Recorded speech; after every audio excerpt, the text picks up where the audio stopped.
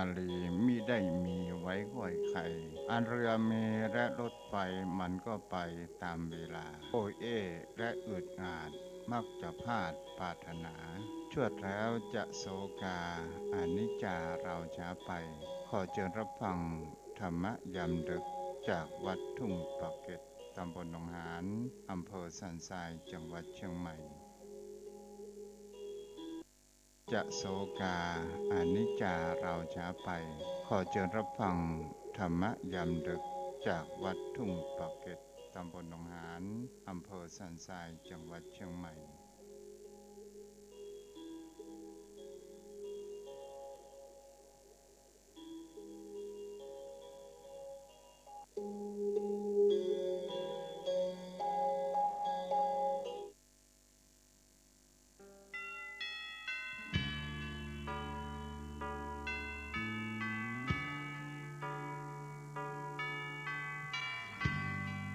ต่อด้วยไปขอเชิญรับฟังธรรมะยามแรงจากตุเจ้าวัดทุ่งปากเกร็ดตำบลหนองหานอำเภอสันทรายจังหวัดเชียงใหม่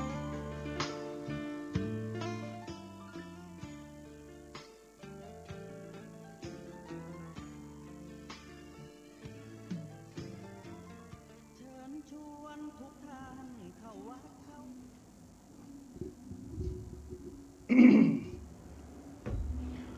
ก็ยกมือ10 นิ้วกราบนอบน้อมวันตา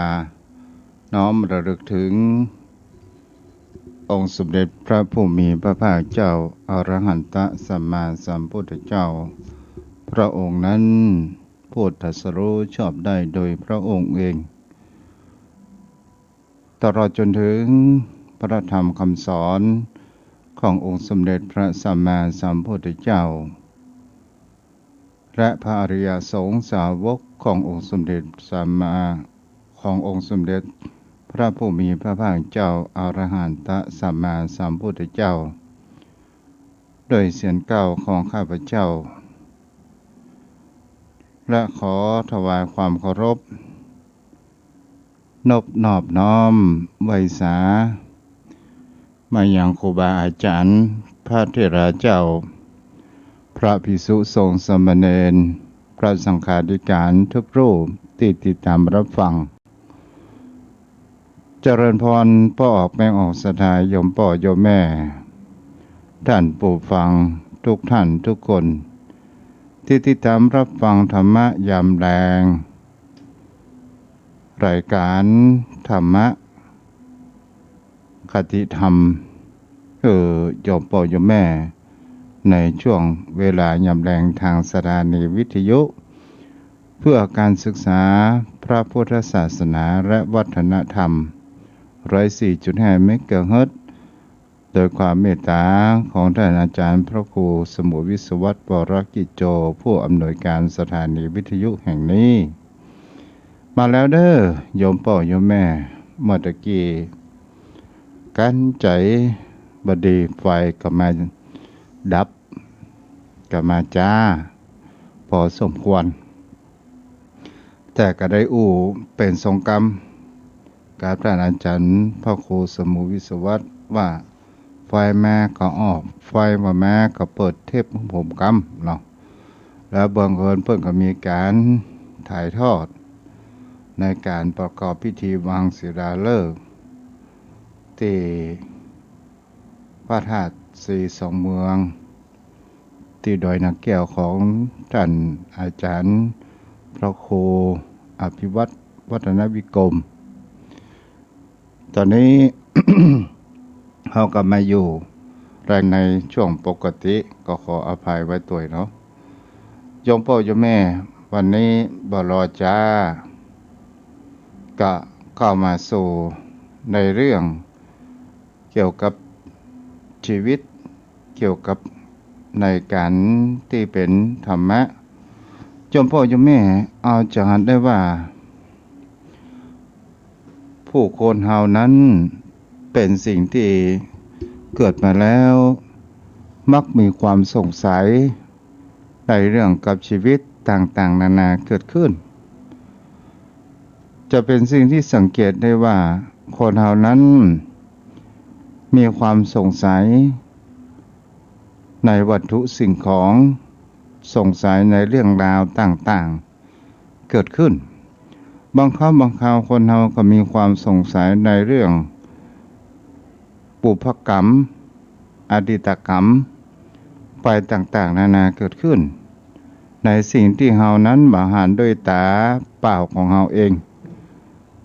ถ้าเป็นบุคคลที่มีการประพฤติปฏิบัติธรรม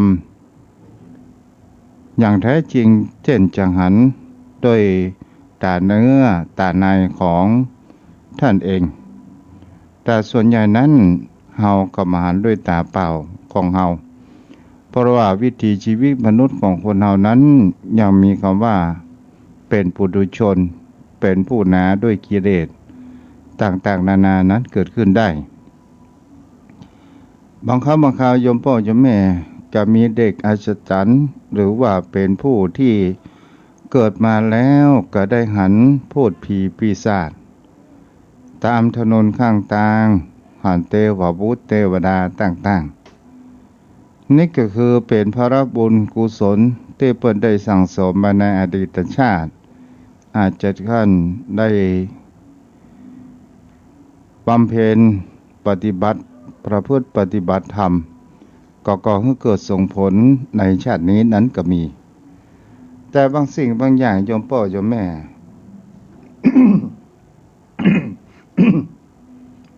ขออภัยเสลดขึ้นโยมพ่อโยมแม่เรื่องราวเกี่ยวกับครอบครัวเราจะเห็นได้ว่าบางครั้งบางคราวเรามีลูกมีเต้าก็เป็นแก้วเป็นกูลเป็นบุญกุศลที่เราได้ลูกเหมือนลูกเต้านั้นเกิดมาเพื่อจะเกื้อกูลอุดหนุนตนตัวของเราหรือคู่สามีของเราก็ตามสามีภรรยาของเราก็ตามบางครั้งบางคราวเราก็ได้พบปะที่เป็นกู้ธรรมกู้ศีลกู้ธรรมที่มีศีลธรรมเสมอกันมาเกื้อหนุนซึ่งกันและกันแต่บางครอบครัวนั้นเราก็เกิดมาพร้อมโดยคำว่าลูกเต้าก็บ่ค่อยฟังคำรึกด้านดื้อต่างๆนานาเกิดขึ้นบางคราวบางครั้งสามีภรรยาก็บ่ได้เหมือนดังใจฝ่ายใดฝ่ายหนึ่งเป็นคนที่มีการทะเลาะวิวาทกันอยู่มากมายอันนี้ก็เป็นสิ่งที่คนเฮานั้นจะหันแหมประการหนึ่งว่ามันเป็นกู้เวรกู้กรรมในการทำเรื่องกรรมในอดีตชาติมามากน้อยสักเพียงไหนและเป็นสิ่งที่กรณีอย่างเช่นพี่ฆ่าน้องอาฆ่าหลานลูกฆ่าพ่อแม่พ่อข่มขืนลูกหรือแม้แต่อาการเบียดเบียนเดือดร้อนนี่ก็เป็นเหตุที่เสียทรัพย์ต่างๆนานาโยมพ่อโยมแม่ในเรื่องนี้เป็นสิ่งที่เราขอหันจะได้ว่ามันเป็นการผูกเวรกรรม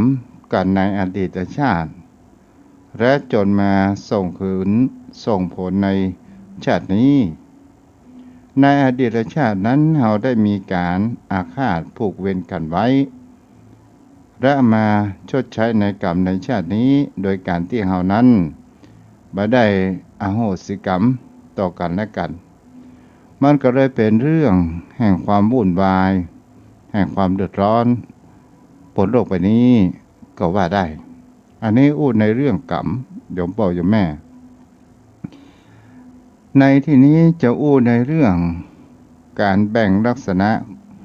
ของความเป็นมนุษย์อันเกิดจากการกระทำก็คือกรรมโยมพ่อโยมแม่ครั้งหนึ่งนั้น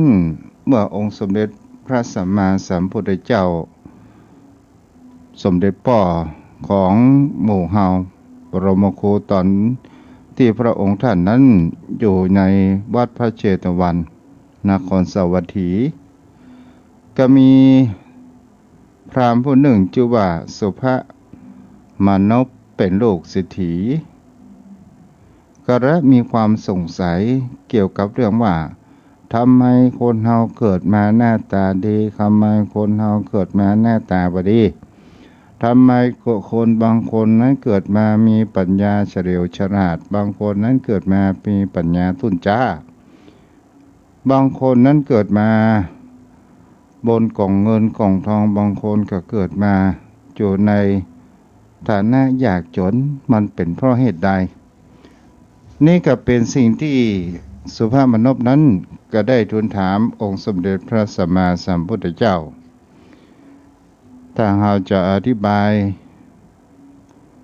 ขยายความไปก็คงจะกินเวลานักวันนี้มาจ้า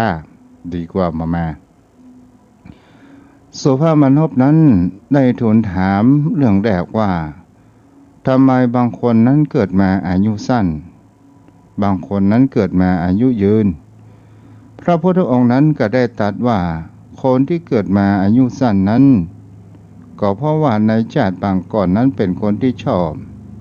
ฆ่าตัดชีวิตมามีศีลธรรมมามีศีลแห้จึงมีอายุไขในชาตินี้นั้นมีความสั้นเพราะว่าในอดีตชาติก็ได้ตกในนรกหมกไหม้เพื่อชดใช้กรรมที่กรรมมาจนเมื่อได้รับโทษจากนรกจนหมดกรรมชั่วแล้วกลับมาเกิดเป็นคนก็เป็นผลของเศษเวรกรรมเศษกรรมที่ตัวเก่านั้นได้กระทำในอดีตชาติก็คือการที่ได้เป็นคนที่มีฆ่าสัตว์เบียดเบียนสัตว์และพอเป็นผู้รักษาศีลธรรมอายุก็เลยสั้นตายเวยอันนี้ก็เป็นสิ่งที่จะเห็นได้ว่าถ้าว่าเราเกิดมาในชาตินี้แล้วคนที่มีอายุยืนยาวล่ะพระองค์ท่านกับองค์สมเด็จพระสัมมาสัมพุทธเจ้าอธิบายต่อไปว่าคนที่มีอายุยืนยาวนั้นก็เพราะว่าชาติบางก่อนนั้นเป็นคนมีศีลแห้เป็นศีลธรรมประจำใจเมื่อสิ้นอายุขัยแล้วจึงได้ไปเกิดในภพภูมิที่ดีเช่นไปเกิดเป็นเทวดาในชั้นต่างๆได้เสวยบุญกุศลตามที่ได้กระทำมายามเมื่อเป็นมีชีวิตเป็นมนุษย์เป็นยามเป็นคนเมื่อพ้นจากความเป็นพ้นจากความเป็นเทวดาแล้วก็ได้กลับมาเกิดเป็นมนุษย์แห่งครั้งก็เป็นคนที่มีบุญญาวาสนาถ้าเมื่อเป็นคนที่มีอายุยืนนานอันนี้เป็นกู้แรกกู้ที่สองสุภาพมนุษย์ก็ได้ถามต่อไปว่าทำไมคนที่เกิดมามีแต่โรคภัยไข้เจ็บ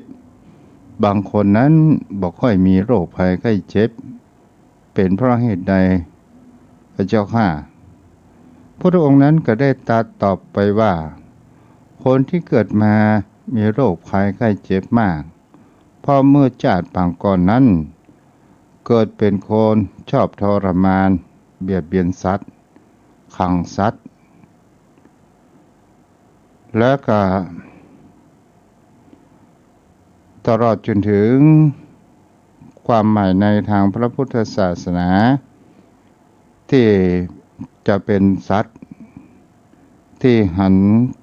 ตนตัวที่อยู่ที่ด้วยกายหยาบจะเป็นมนุษย์สัตว์เดรัจฉานหรือว่าคนเหมือนกันก็จะทำให้คนนั้นเกิดมาแห่งชาตินั้นมีแต่โรคภัยไข้เจ็บมาเบียดเบียนอยู่สม่ำเสมอบางครั้งก็เป็นโรคกรรมมาตั้งแต่เกิดต่างๆนานาส่วนบุคคลที่มามีโรคภัยไข้เจ็บมาเบียดเบียนมากนักแต่ก็ยังมีความเจ็บไข้ได้ป่วยไปตามอายุกาลก็เพราะว่าในอดีตชาตินั้นเป็นคนที่มีเมตตาธรรมและก็ได้ ปิดห้องว่าคนที่มีสุขภาพดีมามีโรคภัยไข้เจ็บอย่างรุนแรงก็ทำให้มีเปิดห้องว่ามีจิตเมตตาและก็มามีการเบียดเบียนสัตว์กักขังสัตว์ต่างๆนานาเกิดขึ้นและก็ทำให้จิตใจมีเมตตาธรรมกระทำเป็นเหตุทำให้มีอายุยืนเกิดขึ้นข้อที่สามนั้นสุภาพมนพก็ถามต่อว่าทำไมบางคนนั้นเกิดมารูปร่างหน้าตาขี้เหลวขี้เหร่บ่สวยมางามเลยบางคนนั้นเกิดมามีรูปร่างหน้าตาสดใสงดงาม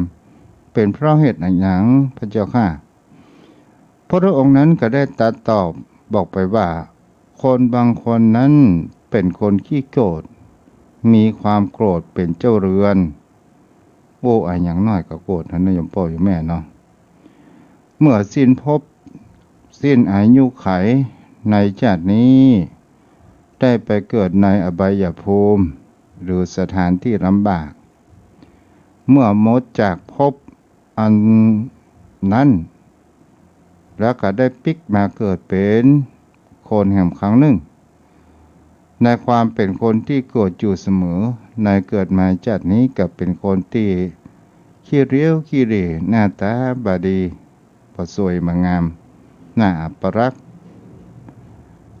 บางคนนั้นมีรูปสวยงดงามก็เพราะในชาติปางก่อนเป็นคนดีมีเมตตาเป็นคนบ่มีความโกรธเป็นเจ้าเรือนพอเป็นคนเจ้าอารมณ์และเป็นคนที่อยู่ในศีลธรรม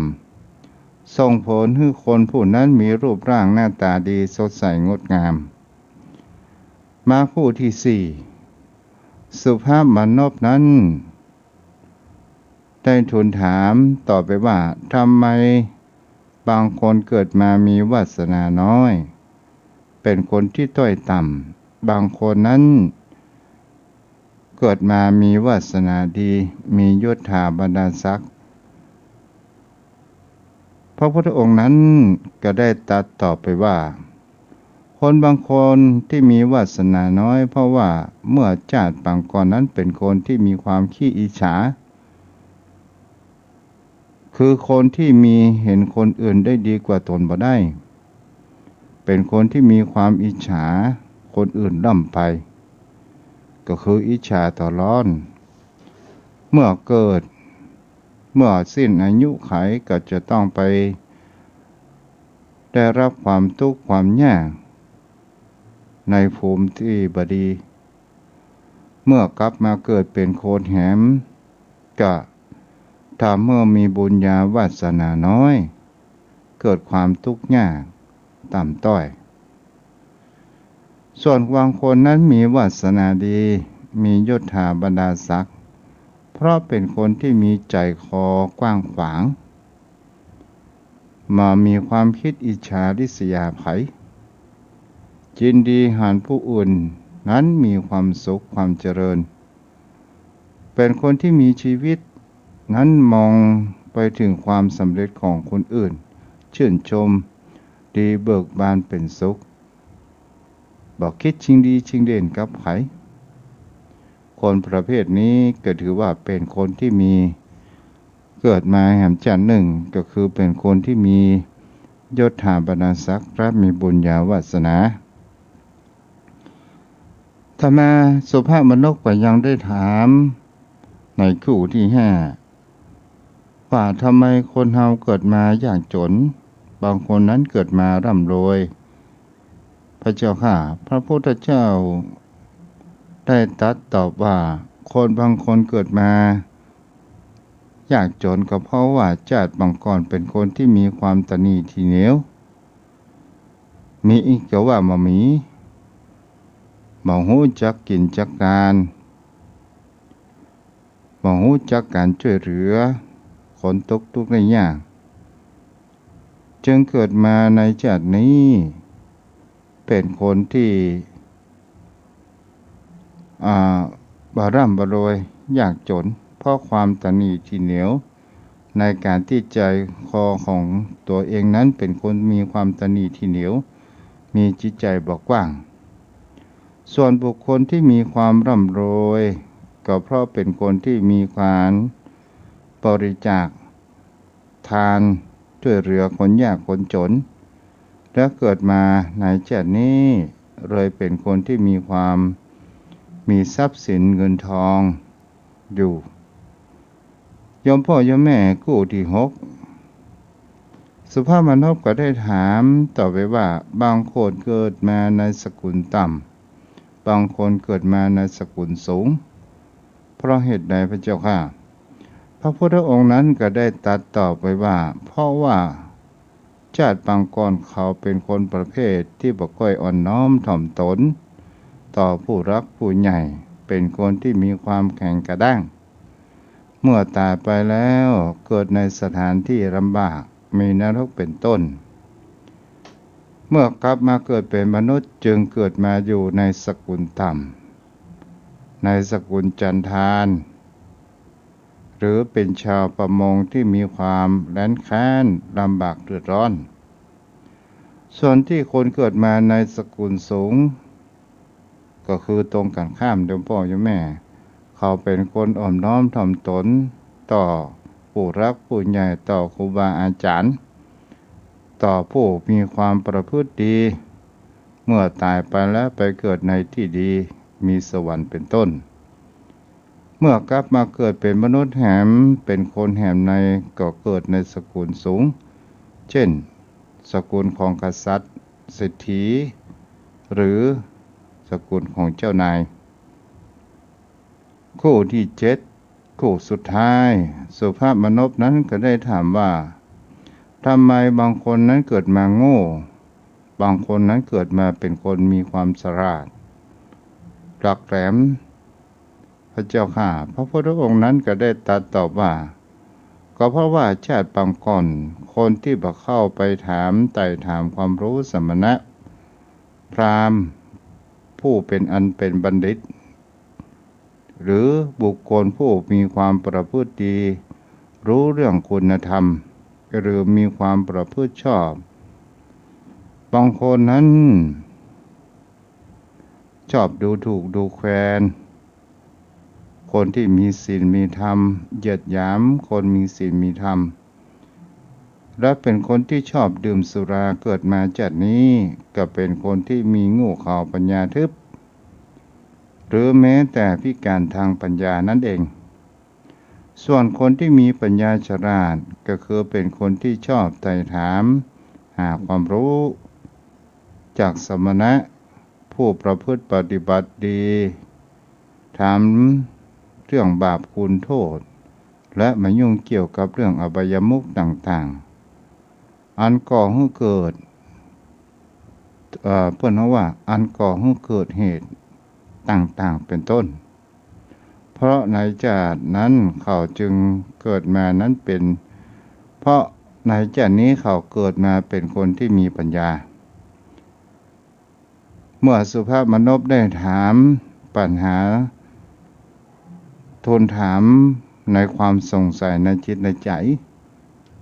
และพระพุทธองค์นั้นได้ตรัสตอบปัญหาเมื่อสุภาพมนพได้เข้าใจในเรื่องแห่งกรรมและกฎแห่งกรรมก็เกิดความเลื่อมใสในพระพุทธศาสนาและมานับถือศาสนาอื่นใดและประกาศตนนับถือพระรัตนตรัยและเป็นที่พึ่งเป็นที่สรณะ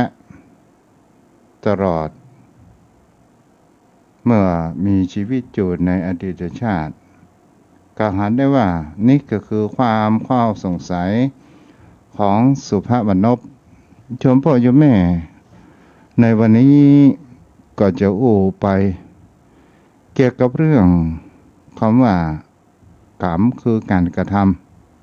ำเป็นสิ่งที่คนเฮานั้นในสังคมนี้เฮาก็หันกันว่าชีวิตในครอบครัวบางครั้งบางคราวลูกเต้าเข้าบ้านของเฮานั้นจะมีความบางคนก็เหมือนว่าเกิดมาค่ำบางคนก็ หันได้ว่าบางคนนั้นเกิดมาที่จะผูกอาฆาตเป็นกู้เวรกู้กรรมฆ่ากัดประหารกันเพราะว่าในอดีตชาติเฮาบ่ได้คำว่าอโหสิกรรมต่อกันและกันและก็เป็นสิ่งที่คนเหล่านั้นบางคราวก็เป็นสิ่งที่เป็นเรื่องน่าคิดและเป็นเรื่องที่มีจริงถึงบางคนบางท่านนั้นบ่เชื่อว่ากรรมเวรนั้นมันมีจริงบางคราวมันก็ต้องพิสูจน์ในระยะเวลาในการกระทำนั้นเองโยมพ่อโยมแม่บางคราวคนเหล่านั้นเกิดมามีการอุปถัมภ์อุปถากกันมีความรักพ่อแม่มีความกตัญญูถ้าเป็นคู่สามีภรรยาก็มีการอุ้มเอื้อและกระทำให้เป็นคู่บูนกันคู่บูนก็เป็นสิ่งที่เฮาก็จะหันได้ว่าเวลาอยู่ด้วยกันนั้นนักนิดเมาหน่อยเฮาก็ให้อภัยซึ่งกันและกันบางคราวก็เป็นสิ่งที่คนเฮานั้นจะหันกันได้ว่าอยู่การกินมาเมินและก็ได้อู้จากกันบ่ลงรอยซึ่งกันและกันบางคราวก็มามาจ๋าบอกว่าโอ้ขอปะจัดนี้จัดเดียวเด้อจัดหน้าจะไปปะแหมอันนี้แหละสถานญาติโยมทั้งหลายเป็นสิ่งที่คนเหล่านั้นจะดูกันได้ว่านี้มันเป็นคู่เวรคู่กรรมถ้ามันเป็นคู่บุญล่ะจัดนี้ก็เปิดของว่าจัดหน้าฉันใดของเกิดมาเป็นคู่บุญมาเป็นสามีภรรยาเหมือนดังเก่าดังเดิมอย่างนี้ก็เป็นสิ่งที่เฮาก็จะหันกันได้ว่าบางท่านนั้นจะหันได้ว่าสามีภรรยาที่เป็นคู่บุญกันเวลาไปกินไปทานที่ไหนก็ถามก็ไปตัวกันในคู่บุญมีอะไรหยังก็บอกกล่าวกุรบุตรโยมพ่อโยมแม่ถ้าเราลองสังเกตดูแห่งประการหนึ่งเกี่ยวกับเรื่องเวรกรรมตลอดจนถึงสิ่งที่สุภาพมนพนั้นได้ถามองค์สมเด็จพระสัมมาสัมพุทธเจ้าเฮาก็ลองมาวิเคราะห์ดูว่าเหมือนกับว่าคนเฮานี้มันมีสิ่งที่ดึงดูดที่เฮาว่ามันเล็ก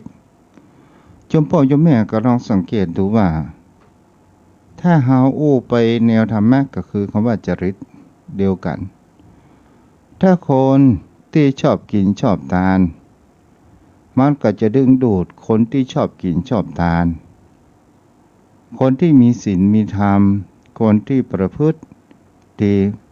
ก็จะดึงดูดคนที่ประเภทดีนั้นเข้ามาหาตลอดจนถึงถ้าเฮามีศีลมีธรรมบุตรธิดาของเฮานั้นก็เหมือนกับว่าเทพยดาเทวดานั้นลงมาเกิดแต่ถ้าว่าเฮาเป็นกู้เวรกู้กรรมจองเวรจองกรรมกันมาเมินหลายภพหลายชาติแต่กับรายการเฮาก็บ่ฮู้และก็เป็นสิ่งที่คนเฮานั้นจะหันได้ว่าในชาตินี้เฮาเกิดมามีความประพฤติทางด้านที่บ่ดีและเป็นคนที่มีความโทสะเป็นเจ้าเรือนและเป็นคนที่บ่มีศีลธรรมเปิ้นเรื่องธรรมเรื่องสิ่งที่ดีน่าคิดกับมึนหนีบางคราวติเตียนอย่างพระสงฆ์องค์เจ้าในเรื่องมีไปสร้างมูลเหตุให้มีก็ให้เกิดเป็นสิ่งที่คนเหล่านั้นจะหันกันได้ว่าบางคราวมันก็เป็นสิ่งที่บดีแล้วมันก็ดึงดูดในสิ่งที่บดีนั้นเข้ามาจะเป็นพูดผีปีศาจกลับมาอยู่ในครอบครัวเป็นลูกเป็นเต้าก็บ่ค่อยฟังคำสอนสั่งต่างๆนานามีความดื้อด้าน มีความบ่เหตุเกเรต่างๆนานานั้นเกิดขึ้นมันก็เป็นสิ่งเรื่องที่น่าคิดเช่นเดียวกันโยมพ่อโยมแม่นี่ก็เป็นสิ่งที่คนเรานั้นควรจะศึกษาควรจะไต่ตรองว่ากรรมเวรมันเป็นสิ่งมีจริงหรือไม่ถ้าเป็นสิ่งที่มันมีจริงทำไมพระพุทธองค์นั้นจึงตรัสไว้ในพระไตรปิฎกตรัสในเรื่องแห่งคำว่ากรรมกรรมดีและกรรมบดีกรรมก็แปลว่าการกระทำนั่นเอง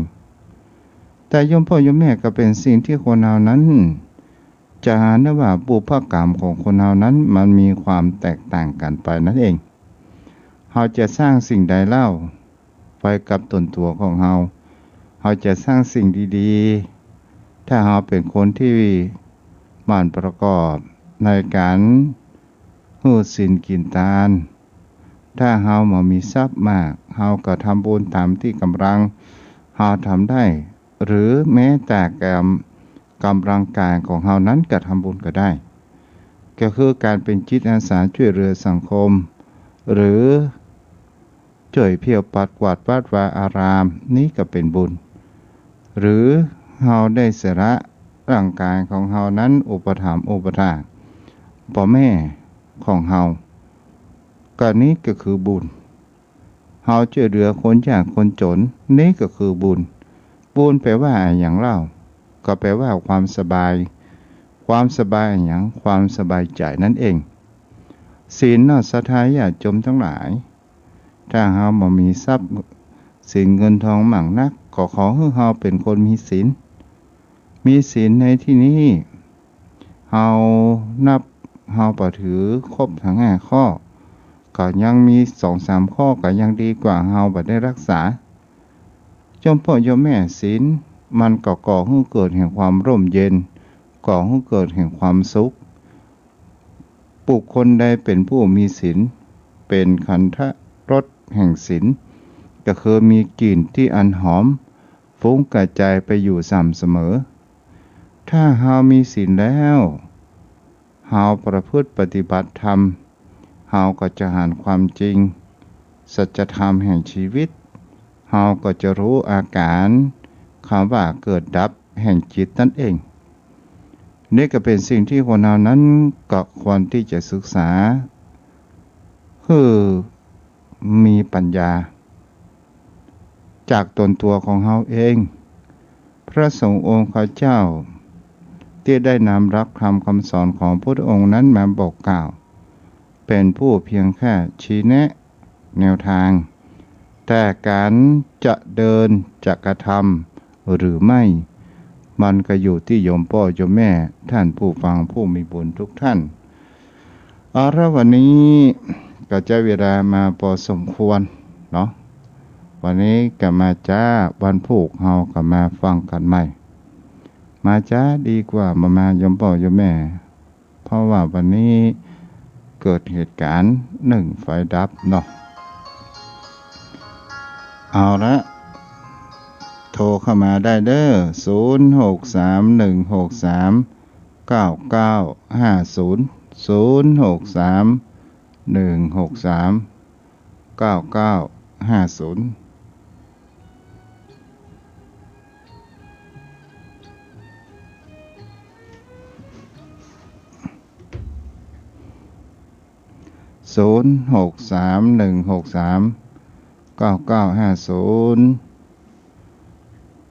อนุโมทนาเด้อ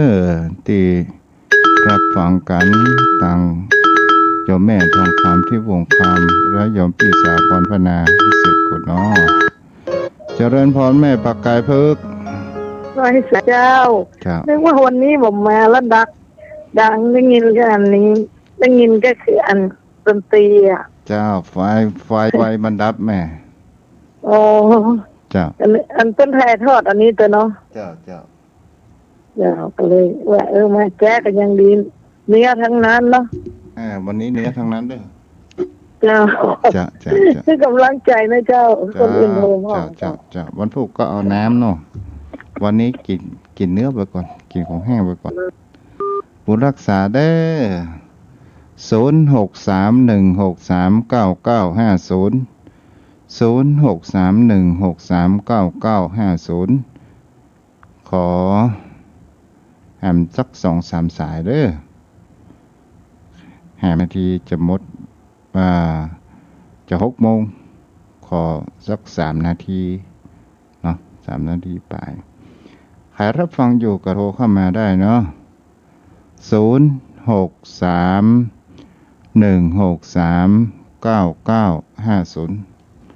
0631639950เจริญพรภาษาเจ้าท่านพระครูภาษาจ้าแม่จริงๆพันกันมาช้าดีกว่าไม่มากะ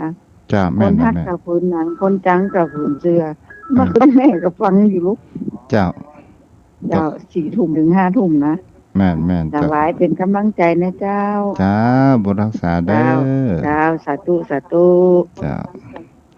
วันนี้ท้องฟ้าเต็มไปด้วยเมฆฝนเนาะเจริญพรโยมแม่เจ้าไว้ศาสเจ้าท่านพระคุณเจ้าโยมฟังอยู่ที่เมืองฝางเจ้าโอ้อยู่เมืองฝางแล้วแม่เนาะโอ้ขึ้นสีขาวเพิ่นเกาะลิงหือเนาะอนุโมทนาแม่จันสีแจ้งหัวลิ้นเจ้าแม่จันสีแจ้งหัวลิ้นเมืองฝางฝนตกหนักก่อวันนี้ตกยุดไปแล้วเจ้าเนี่ยตะกี้ยมไปที่พุ่นไปที่งานพระราช2 เมืองมาถึงบ้าน3 โมงมีตกอยู่น้อยอย่างเจ้าแม่ทำบุญที่เพิ่นวางศิลาฤกษ์ตัวน้อเจ้าอนุโมทนาบุญตัวได้แม่เด้อเจ้าไว้สาธุแม่อย่างก็จันสีเจ้าโอ้แม่จันสีเนาะเจ้าบุญรักษาเด้อพี่น้องฝากเจ้าไว้สาธุเจ้าโทรเข้ามาได้0631639950เจริญพร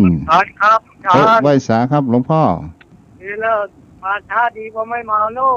ครับมาการครับบุญรักษาจ้ะขอสายสุดท้าย0631639950 0631639950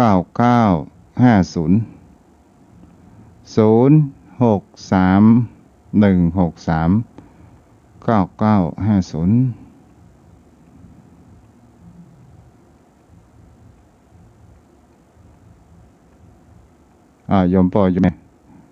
วันนี้ก็หมดเวลาพอดีเนาะเอาละวันพรุ่งนี้เราก็มารับฟังกันใหม่ขอ